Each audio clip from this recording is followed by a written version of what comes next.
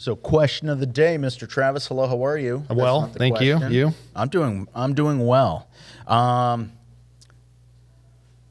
question's coming my way, and it came my way several different times in several different ways, but basically the same question: open house, yay or nay? Should I do one? Should I not do one? Should it be in my listing presentation? Should it not be in my listing presentation? Do I necessarily want that as part of my presentation? What? Right? Exactly. So I'll break it down. Open house. Yes or no? Okay, I think that is an agent's decision based on their marketplace. So you need to consider, is it something appropriate for that marketplace? Mm-hmm. Is there a benefit to the seller for it? Is there a benefit to you? And go from there. Okay. So my thought is, if the seller actually wants an open house and is demanding an open house, and the answer is yes. I mean, we're there to serve the sellers, but I think that the real answer to the question is that not necessarily open house, yay or nay. It's whatever direction you're in is, why are you doing it? How are you doing it? Why are you doing it? And what is the benefit of it to your client, and being able to articulate that. So in the case of you're not doing an open house, if that's not part of your marketing strategy, that's okay. But do you have the ability, or are you showing them why you're not doing it and how they're benefiting from you not doing it? Yes. Okay. Not sure where you wanted me to go there, but I 100% agree. Yeah. Again, if you're a farmer, it's going to be pretty consistent. Yes. Because outside of a person who has a very personal individual feeling about having an open house or not that you have to deal with, you're going to have a way of doing it. You either do them or you don't. Right. I don't think anyone who has a plan or is in a farm is, well, yeah, this one I'll do them, but no, I'm not going to do them with that next one. That just doesn't make sense. That's not for good business. But outside of that, yeah, I mean, what about listings far away or here? Let me ask you, I'll bring it closer to home. How about just listings that don't present well? That's a bigger problem because you have to show the property. You do. So whether it's an open house, right, or whether you're going to be doing individual showings, you got to fix that problem. I agree, but there are just some times where you've got I'll call it a diamond in the rough, that is just not presenting itself well for whatever reason. The homeowner's got 8 dogs or whatever the case may be, or they're just not as tidy as you'd like them to be, or whatever for whatever reason. Personally, part of my philosophy in my geographic farm area, I won't hold those houses open because I don't think it's in anybody's benefit. I don't think it's in the listing agent's benefit of how they're presenting themselves and how they're presenting themselves to the market. And I don't think it's in the homeowner's necessarily in their benefit of you presenting their home to the rest of the community and the population or the open public that way. So let's role play. Sure. Hey, Nestor, we see you do a lot of business here in our community. That's why we asked you to come out for this interview. We're excited, looking to get our home sold. We love your marketing. We're on your social media. We get the stuff on our porch. We see your signs everywhere on the weekends. You're doing open houses. We're so excited to have the open houses and the exposure that's going to bring to our house. So tell us what's going on. All right. And how do you respond when you're sitting in a house that looks terrible and that's someone's desire of your services? It's a unique home, Travis. And I wanted to talk to you a little bit about open houses because we don't do open houses in every property. But let me first tell you the reason why is a lot of people think open houses are a great thing because we get a lot of traffic that comes into these homes, and especially right now. Typical open house, I'll see 150 to 200 people that will come into our open house. The problem with that is, of those 150 to 200 people, I'm not able to talk to all of them at the same time in that short period of time, and I can't determine who's for real and who's not for real. And sometimes what ends up happening more often than not is I miss the opportunity to sell your home to the right person, versus the other way of making your home available with scheduled times. But when I can do that one-on-one, it does a couple of things for me. It allows me to sell your home. because now I can have a conversation with that other agent and or that buyer directly, find out what they're looking for, finding out their needs, finding out their motivation, and pre-qualify them. I remove the general public from this situation, and I'm only bringing in the serious people, giving me an opportunity one-on-one with them to actually sell your home, which is what you're hiring me for. You know, I just know that Marcy and Ron down the streets, whose home you sold, you did such a great job. And they talked about all the traffic, and they felt like it's what really sold that house. And, you know, Beatrice and Reginald over on the other street, you did the same. Really? I mean, we really were looking to get some open houses here. We think it's our best opportunity. So if we're looking to do an open house, I have no problems doing it. But remember when we started our conversation, 100% honesty. We're going to make some changes to the house to make sure that we're prepared so that we're showing your home in its best light if we're doing that. Really? I Yes, think sir. my wife did a wonderful job on the house. She's done a wonderful job for you. Remember, my job's to sell the house to the public.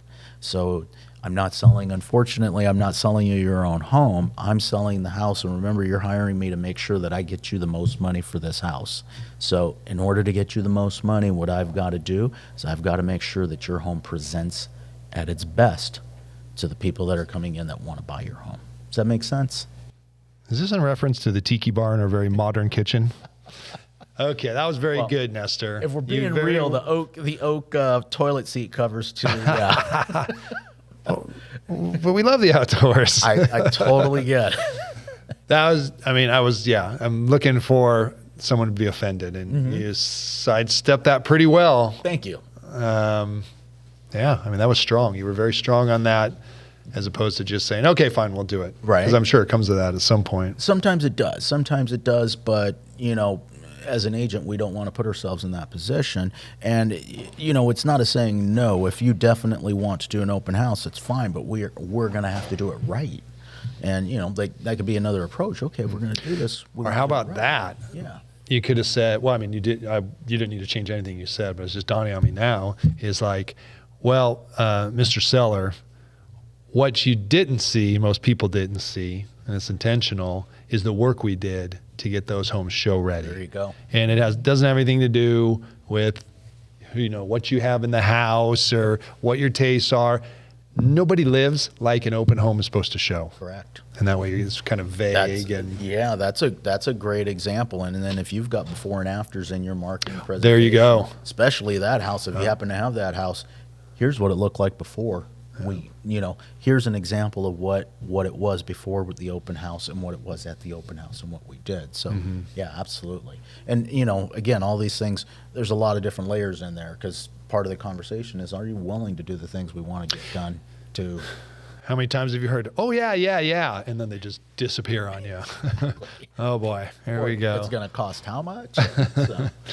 Well, you know, this is great for your very suburban master plan type communities. You know, it's makes sense getting people in and out, usually not too many worries about privacy and these types of things.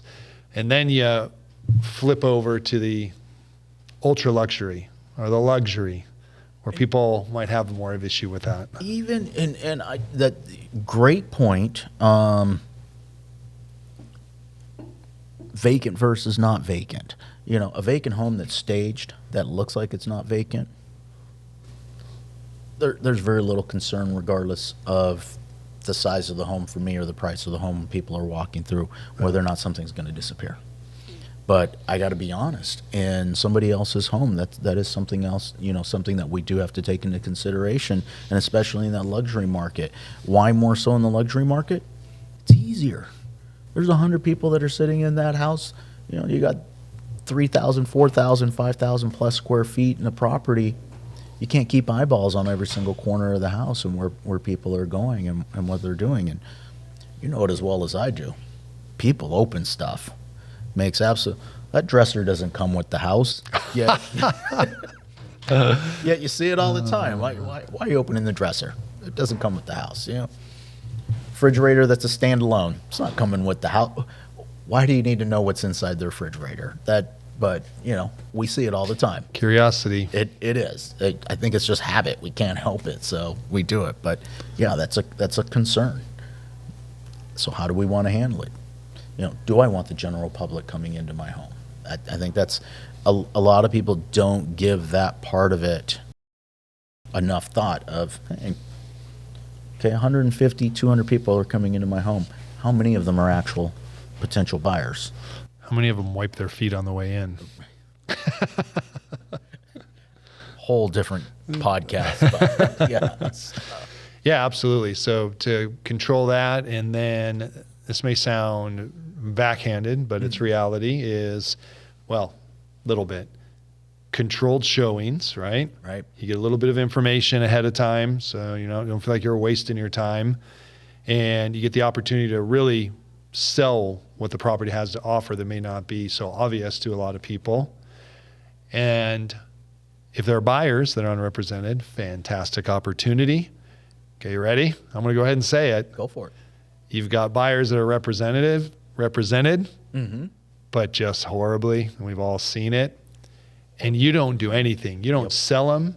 You just show the home the way you always show it. Right. And it tells a story of its own. Yep. And many times that makes an unexpected phone call arrive. Yeah. I was going to ask you this question because you preview a lot.